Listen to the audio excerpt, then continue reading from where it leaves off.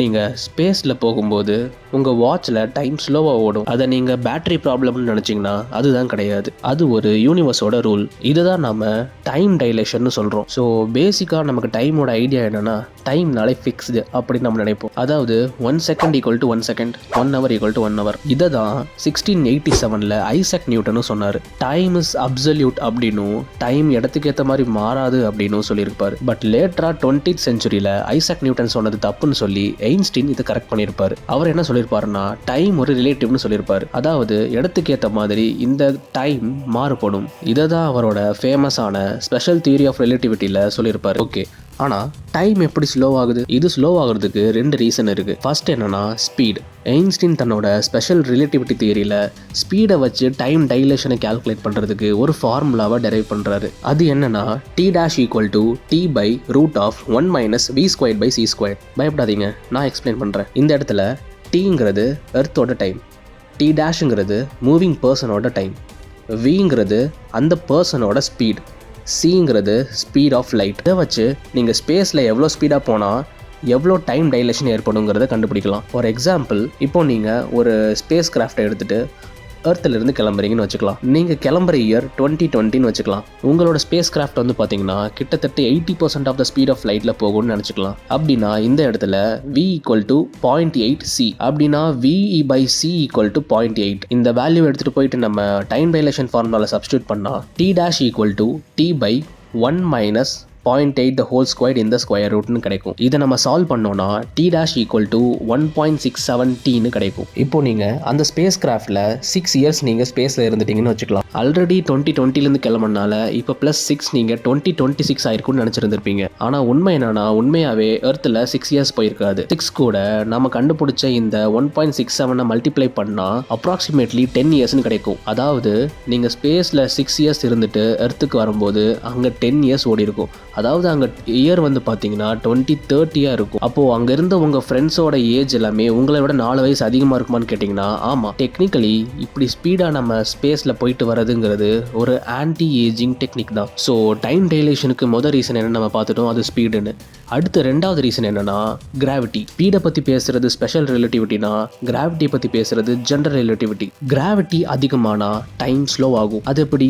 Introducing black hole. Black hole அப்படிங்கிறது extreme mass and gravity இருக்கக்கூடிய ஒரு ஹோல். அதோட ஈவெண்ட் ஹாரிசனை தாண்டிட்டா அதுக்கப்புறம் எஸ்கேப் கிடையாது. கண்டிப்பாக எந்த ஒரு மாஸ் இருக்கக்கூடிய ஆப்ஜெக்டாக இருந்தாலுமே ஈவெண்ட் ஹாரிசனை தாண்டிட்டா பிளாக் ஹோல்குள்ளே கண்டிப்பாக போய் தான் ஆகும். சில பேர் லைட்டை கூட இது விடாமல் இது அப்சர்வ் பண்ணிக்கொண்டு நினைப்பாங்க. பட் ஃபோட்டான்ஸுக்கு மாஸ் கிடையாது. அதை பற்றி நான் தனி வீடியோ போடுறேன். சரி, இந்த ஜெனரல் ரிலேட்டிவிட்டி தியரியில் கிராவிட்டி எப்படி டைம் டைலேஷனை இன்ஃப்ளூயன்ஸ் பண்ணுதுன்னு பார்ப்போம். கிராவிட்டினால டைம் டைலேஷன் ஆகக்கூடிய இந்த ஃபார்முலாவை ஐன்ஸ்டீன் டெரைவ் பண்ணியிருக்காரு. அதோட சிம்பிள் வெர்ஷன் ஃபார்முலா என்னன்னா t dash equal to t into root of 1 minus 2gm by rc squared.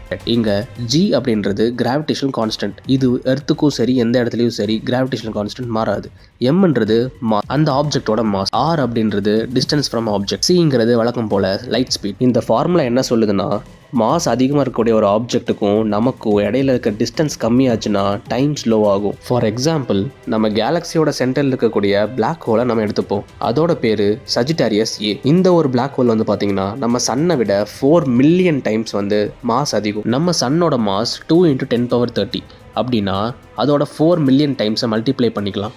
அப்போது மாஸ் வந்து நமக்கு 8 × 10⁻36 கிலோகிராமில் கிடைக்கும். இது ரொம்பவே அதிகம். அதுக்கு முன்னாடி நான் ஆல்ரெடி சொன்ன அந்த ஃபார்முலாவில் இருக்கிற 2gm by c squared இதை மட்டுமே தனி ஃபார்முலாவாக சொல்லலாம். அதாவது இதை ஸ்வார்ட்ஸ்சைல்ட் ரேடியஸ்னு சொல்லுவாங்க. இது வந்து பிளாக் ஹோலோட ஈவெண்ட் ஹாரிசான் ரேடியஸ்னு சொல்லலாம். இந்த ரேடியஸை கால்குலேட் பண்ணுறது ஏன் இம்பார்ட்டன்ட்னா, அப்போ தான் ஈவெண்ட் ஹாரிசான் எங்கே இருக்குன்னு நமக்கு தெரியும். ஏன்னா ஈவெண்ட் ஹாரிசானுக்கு உள்ளே போனால் அது டேஞ்சர். ஸ்வார்ட்ஸ்சைல்ட் ரேடியஸ் இது வாயில் நுழையாதனால சிம்பிளாக ஆர்எஸ்ன்னு சொல்லலாம். நாம் கண்டுபிடிச்ச மாஸை இந்த இடத்துல சப்ஸ்டியூட் பண்ணோம்னா நமக்கு ஆர்எஸ் ஈக்குவல் டு 11.8 மில்லியன் கிலோமீட்டர்னு கிடைக்கும். ஸோ நம்ம 11 மில்லியன் கிலோமீட்டர் அந்த பிளாக் ஹோல்லேருந்து தள்ளி இருக்கிற வரைக்கும் நம்ம சேஃப். அதை தாண்டி உள்ளே போனால் எஸ்கேப் ஆக முடியாது. ஸோ நம்ம அதை தாண்டி வெளியவே இருப்போம். வெளியே இருக்கணும்னா அதோட ஃபேக்டர் நம்ம அஸ்யூம் பண்ணிக்கலாம் 1.5ன்னு. எவ்வளோ வேணால் அஸ்யூம் பண்ணிக்கலாம். 1.1 2 3ன்னு எவ்வளோ வேணால் அஸ்யூம் பண்ணிக்கலாம். ஆனால் 1 இல்லைனா அது கீழே இருக்கக்கூடாது. அப்படி இருந்தால் நம்ம ஈவெண்ட் ஹாரிசனுக்குள்ளே போயிடுவோம். ஆர்எஸோட வேல்யூலேருந்து நம்ம 1.5 டைம்ஸ் ஃபேக்டராக வச்சோம் அப்படின்னா நமக்கு t இன்ட்டு ரூட் ஆஃப் 0.33ன்னு சொல்லிட்டு நமக்கு டைம் டைலேஷன் ஃபார்முலாவில் வேல்யூ கிடைக்கும். இதுக்கு அர்த்தம் என்னென்னா, எர்த்தோட டைம் 10 ஹவர்ஸ் அப்படின்னா பிளாக் ஹோல் பக்கத்தில் நம்ம இருக்கக்கூடிய அந்த டிஸ்டன்ஸில் டைம் வந்து 5.7 ஹவர்ஸ், அப்ராக்சிமேட்லி 6 ஹவர்ஸ்னு வச்சுக்கலாம். எர்த்தில் 10 ஹவர்ஸ் போயிருக்குன்னா நமக்கு 6 ஹவர்ஸ் தான் போயிருக்கும். இப்போது ஃபேக்டரை இன்னும் கொஞ்சம் கம்மி பண்ணலாம், 1.1ன்னு வச்சு பார்க்கலாம், ரொம்ப க்ளோசஸ்ட். அப்படி பண்ணால் டைம் டைலேஷனில் நமக்கு ஃபார்முலாவில் ஆன்சர் என்ன வரும்னா t இன்ட்டு ரூட் ஆஃப் 0.09 வரும். இதுக்கு அர்த்தம் என்னென்னா, எர்த்தில் 10 ஹவர்ஸ் போயிருக்குன்னா நமக்கு 3 ஹவர்ஸ் தான் போயிருக்கும். நீங்கள் கிளாஷ் ஆஃப் கிளான்ஸ் விளாட்ணும், ஆனால் வெயிட் பண்ணுறதுக்கு உங்களுக்கு பேஷன்ஸ் இல்லைனா டக்குன்னு பிளாக் ஹோல் பக்கத்தில் போயிட்டு வந்துடுங்க. ஸோ இதுலேருந்து என்ன தெரியுதுன்னா, நம்ம ஃபேக்டர் குறைக்க நமக்கு டைமும் குறையுது.